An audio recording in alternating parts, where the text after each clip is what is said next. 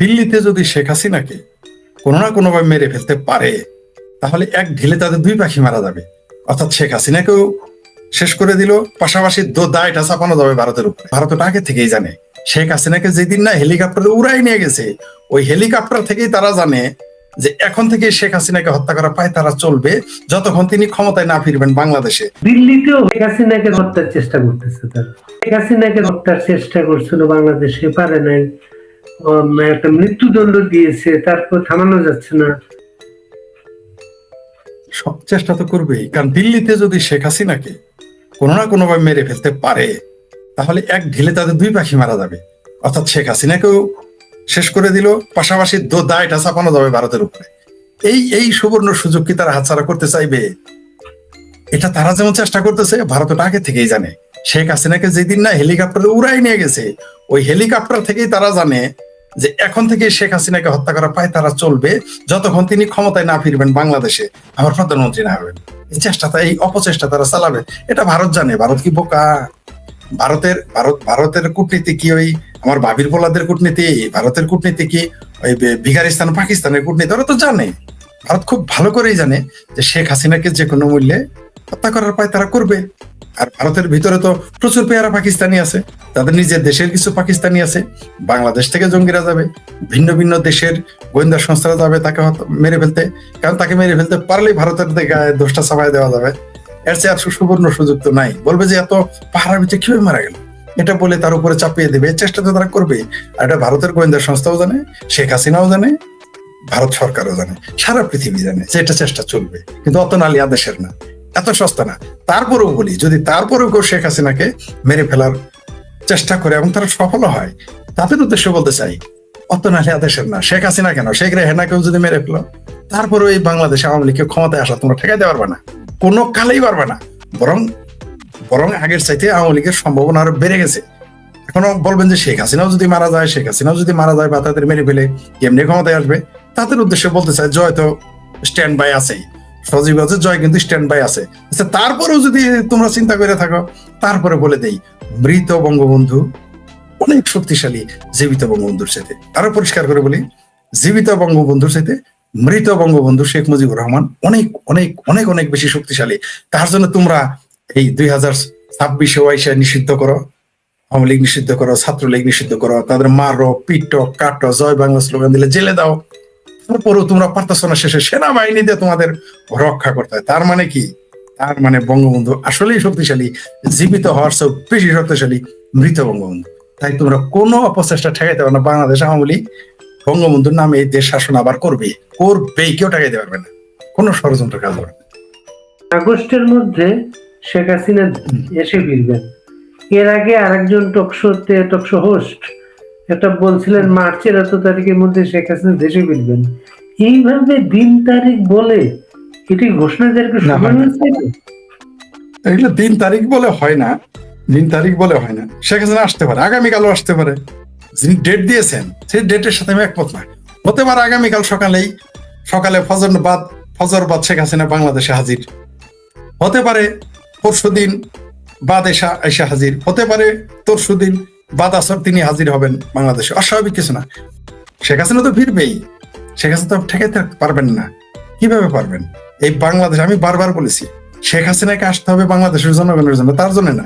তিনি 4-5 বার ছিলেন প্রধানমন্ত্রী, তার পিতা ছিলেন রাষ্ট্রপতি, প্রধানমন্ত্রী, তার পিতা একটা স্বাধীন মহানায়ক, তিনি স্বাধীনতার মহানায়ক।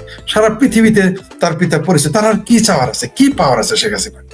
শেখ হাসিনাকে আসতে হবে জনগণের জন্য, তিনি আসবেনও জনগণের। তার আর কি চাওয়ার পাওয়ার আছে? আর দরকার নেই তো তার। তিনি বাংলাদেশে যেভাবে অর্থনীতির অবস্থা, যেভাবে শিল্পের অবস্থা, যেভাবে মানুষের চাকরির অবস্থা, যেভাবে আইনের অবনতি ঘটেছে, আইন শৃঙ্খলার, মসজিদের ভিতরে প্রায় 80 বছর বয়সে একটা মানুষকে নামাজরত অবস্থায় মেরে ফেলে, এটা আপনি আওয়ামী লীগের আমলে ভাবতে পারেন? এরা চিন্তা করে ভারতে মারতেছে, ইসরায়েলে মারতেছে, এগুলো বলে। আরে নিজের দেশে তুমি মসজিদে জবাই করে ফেলতেছ, তার মানেটা কি দাঁড়াইলো? আইন শৃঙ্খলা পরিস্থিতির যে অবনতি, শেখ হাসিনাকে দরকার, সেই জন্য শেখ হাসিনা আসবে। শেখ হাসিনা এখন, আমি বলে রেখেছি, আমি সব চ্যানেলে বলে রেখেছি, শেখ হাসিনা যখন দেশে ফিরবেন, বাংলাদেশের সর্বকালের সব ইতিহাস তিনি ব্রেক করে ফেলবেন, ভেঙে ফেলবেন। আর এত মানুষ আসবে যে, এত মানুষ আসবে যে, সারা পৃথিবীতে দেখেছেন যে নেতা আসে, নেত্রীরা আসে, তাকে ওয়েলকাম জানাই নিয়ে চলে যায়, সেখান থেকে নিয়ে এবার চলে যাওয়া যাবে না, কারণ এত মানুষ হবে যে আপনি নিয়ে যেতে পারবেন না। আমি বলেছি ঢাকা বিমানবন্দর থেকে শেখ হাসিনা বেরোইতে পারবে না এই কারণে যে যে এত জনগণ দাঁড়ায় থাকবে, রাস্তা ব্লক হয়ে যাবে, এত মানুষ হবে যে আপনি নিয়ে যেতে সরাইতে পারবেন না। তাই শেখ হাসিনাকে ওই যে ইস্তেমার ময়দানে নিয়ে যেতে হবে হেলিকপ্টার দিয়ে, সেইখানে তাকে সংবর্ধনা দেওয়া হবে। এটা আমি বলেছি, এবং দেখেন আমার এই কথা সত্য প্রমাণিত হবে, সেটা আজও আর কালো এবং সর্বকালের রেকর্ড ব্রেক হয়। এবং কয়েকদিন, আমি বলেছি 3 দিন তাকে ওইখানেই থাকতে হবে, না তার ওই গোপালগঞ্জ যাওয়া হবে, না বঙ্গবন্ধুর সমাধিতে যাওয়া হবে, না 32 নম্বরে যাওয়া হবে। 3 দিন তার ওই ইস্তেমার ময়দানে বসে থাকতে হবে। কারণ হলো বাংলাদেশের এই মানুষ সব ডিস্ট্রিক্ট থেকে আসবে, আপনি জায়গা দিবেন কোথায়? জায়গা দিতে পারবেন না, তো ঢাকায় তো জায়গা হবে না। আর এরা দাবি করে এদের নাকি খুব জনপ্রিয়তা। দেখতে পারবেন জনপ্রিয়তা কাকে বলে, শেখ হাসিনা যেদিন ফিরবে, আওয়ামী লীগ যেদিন ফিরবে, আবার আওয়ামী লীগ সেদিন দেখতে পারবেন জনপ্রিয়তা কাকে বলে। সকল বঙ্গবন্ধুর সাথে তো তুলনা হয় না, আমি সেটা করছি না, কিন্তু তারপরে বলতেছি সেই রেকর্ডও ভেঙে যাবে। কত মানুষ হয় আপনি দেখতে পারবেন, মিনিমাম 50 লক্ষ লোক হবে এই ইজতেমা ময়দানে। তাবলিগে যত লোক হয় সমপরিবার লোক হবে। শেখ হাসিনাকে 3 দিন আপনি সরাইতে পারবেন না, পাবলিকের অত্যাচারে পাবলিক তাকে ঘেরাও করে রাখবে, আপনি নিয়ে যেতে পারবেন না। দেশটাকে তারা একটা গজবের দেশে পরিণত করে ফেলেছে। সেই ভাবির পোলাদের আমি কিভাবে শুভেচ্ছা জানাই, যে ভাবির পোলারা এই কনভেনশন করতেছে যাতে আগামীতে আরো বাংলাদেশকে আরো মুসলেকার আওতায় আনা যায়, বাংলাদেশকে আরো, এখন তো 12টা বেজে গেছে, 14টা বাজানো যায়। তো এইরকম ভাবির পোলাদের স্বাগত আমি কিভাবে জানাই? তবে ভাবির পোলাদের স্বাগত জানাই আর না জানাই, ভাবির পোলাদের জন্য আগামীতে মোটামুটি তাদের জামাই আদর কিভাবে করতে হয় সেই ব্যবস্থার চিন্তা করতেছি আর কি। এত তো এখন জামাই আদর করতে হবে আমার ভাবির পোলাদের, সেই ব্যবস্থা করতেছি আর কি।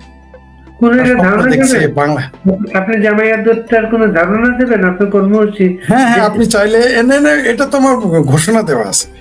আমার জামাই আদর হবে, আমার ভাবির পোলাদের বাংলাদেশের জনগণ জামাই আদর করবে, তাদের পেটে পাড়া দিয়ে নারী ভুড়ি বের করে ফেলবে, যেটা আমি বলি, এটা অবশ্য আমি বলি গু বের করে ফেলবে। তো অনেক চ্যানেল আমাকে এটা বলতে দেয় না, ভাই একটু ভদ্র ভাষা বলেন, তখন বলি নারী ভুড়ি বের করে ফেলবে। তো আমার ভাবির পোলাদের আগে গাল ছিল এরকম গর্তের ভিতরে, পেট ছিল, পেট আর পিঠ ছিল এক জায়গায়, পশ্চাৎ দেশে চর্বি ছিল না, ঘাড়ে চর্বি ছিল না, ভুড়িও ছিল চিকন চিকন। এখন মোটামুটি যেভাবে ঘাড়ের চর্বি, পশ্চাৎ দেশের চর্বি, পেটের চর্বি এবং নারী ভুড়ি যেভাবে বড় হচ্ছে, জনগণের একটু সুবিধা হবে। এখন পেটে পাড়া দিলে যদি একটু গুটু বেরোয় আর কি, আগে তো বেরোইতে না, আগে তো শুধু পানি বেরোয়, এখন গুটু বেরোবে, খাওয়া দাওয়া ভালো করে। কারণ এদের এখন ক্ষুধা লাগলে, আগে থাকতো শিবিরের মেসে, চলতো লোকাল বাসে, এখন আমার ভাবির পোলারা কি স্টিন কোথায় যেন গিয়ে নাম বলতে পারি না, এগুলো বুড়া মানুষ তো নাম বলে এত কঠিন নাম মনে করতে পারি না, বুঝতে পারছেন? এদের হারুনের ভাতের হোটেল ভালো লাগে নাই, তাই তারা এখন কি 5 স্টার 5 তারকা 5 নক্ষত্র হোটেলে গিয়ে খায়, হাঁসের মাংস খেতে যায় আর কি। 300 ফিট যদি আমরা সারা জীবন শুনলাম যে হাঁসের মাংস খাইতে বিলের আরে নদীর চরে গেলে একটু হাঁসের মাংস স্বাদ বেশি লাগে, কিন্তু আমাদের ভাবির পোলারা তো কেসকি বান্দির পোলারা তো সুলতান কা হয়ে গেছে, এদের এখন 5 স্টার ছাড়া চলে না, বুঝতে পারছেন? স্টার এরা মব স্টার না, এরা মব স্টার, এরা তো 5 স্টারই যাবে খাইতে। তো পাবলিকও রেডি হয়ে আছে, জামাই আদর করবে, পেটে পাড়াতে গু বাইর করার ব্যবস্থা যা করতে হয় পাবলিক তা করবে, মাশাআল্লাহ। সেই দিন খুব বেশি বাকি নাই। সবচেয়ে বড় কথা, আগামীতে তারা দেশেই থাকতে পারবে না। আমরা যখন ক্ষমতায় আসবে, এই সমস্ত মৌলবীরা কোথায় থাকবে? দৌড়ে উঠবে, সব পাকিস্তান পাঠানো হবে। এবার এক এক করে পাকিস্তান, জাহাজে ভরে ভরে পাকিস্তান হজ করতে পাঠানো হবে। ওদের কাবা পাকিস্তানে চলে যায়, এই বাংলাদেশে তাদের জায়গা হবে না। কারণ এই জন্যই ভুট্টো এদের বলছিল যে মোল্লাদের দিয়ে তিনি বুট পালিশ করাবেন। এদের আপনি যত টাইট দিবেন এরা তত ঠিক থাকবে, এদের যখনই ছাড় দিবেন এরা বান্দরের মতো, যত প্রশ্রয় দিবেন এই মোল্লাদের তত এরা মাথায় উঠবে। ঠিক মতো সাইজ করবেন, এরা ঠিক থাকবে। ভুট্টো তো বলেছিল পালিশ করবে জুতা, আইয়ুব খান বলে নাই মোল্লাদের কি বলেছে, সব মোল্লাদের একসাথে করছিল, ওরা বেজ্জতি করে দিয়েছে না, ওইরকম করতে হবে, তাহলেই দেখবেন এরা ঠিক হয়ে যাবে। কিন্তু বাংলাদেশে আওয়ামী লীগ বিএনপির দ্বন্দ্বে মাঝখান দিয়ে আরো সুবিধা নিয়ে যায়, এটা তারা বরাবরই করে থাকে। তবে আগামীতে আর এই সুযোগ তাদের হবে না, এই সুযোগ জনগণও দিবে না, সরকারেরও দিবে না। ঠিকই বলেছেন আপনি, সেই গাদ্দার আসিফ সারের গাদ্দারিকেও বাংলাদেশের জনগণ মনে রেখেছে। তিনি তো আর ইউনুসের মতো 85 বছর বয়সের না। পৃথিবীতে তাদের সাথে বাংলাদেশের মুক্তিযুদ্ধের পক্ষের জনগণের মুখোমুখি তাকে হতেই হবে, তিনি পৃথিবীর যে জায়গায় যান না কেন। আমরা দেখেছি আমার ভাবির পোলাকে কিভাবে আন্ডা দিয়ে ঢেলাইছে আমেরিকা, আমরা দেখেছি। কিন্তু তো ক্ষমতায় থাকতে যদি আন্ডা দিয়ে ঢেলায়, যখন সেনাবাহিনী ব্যারাকে ফিরে যাবে, তারপরে কি দিয়ে ঢেলাবে সেটা সময় হলে বোঝা যায়। ঢিল দেওয়ারও সময় পাবে না, পাবলিক পেটে পাড়াতে গোবারি করে ফেলবে, সেটা তো আমি বরাবরই বলে থাকি। এই আসিফ স্যারেরা এরা কিন্তু পালায় যাবে, নিশ্চিত থাকেন।